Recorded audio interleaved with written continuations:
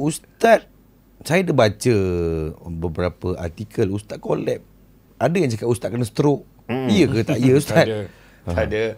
Saya dulu pernah lah nak try nak kuruskan badan. Masa tu lah. Masa tu puas betul nampak. Saya sampai jogging setiap kali pergi tempat ceramah tu.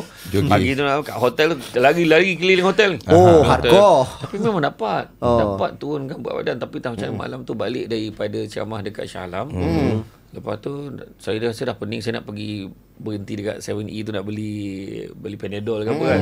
Masa tu saya tumbang. So tim saya tu hantar saya masuk ke KPJ. Tu tak sedar, tak sedar. Lepas tu tahu dah kat hospital lah gitu kan. Dan saya ni jenis memang takkan buat check up lah.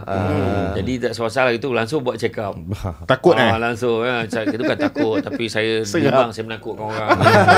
Tapi so far kesihatannya okey lah Ustaz. Tapi dia check, alhamdulillah tekanan darah okey. Okey, cantik. Kencing manis pun okey, tak ada masalah. Lepas tu cuma ada kolesterol jahat tu. Ada tinggi sikit lah. Tinggi sikit.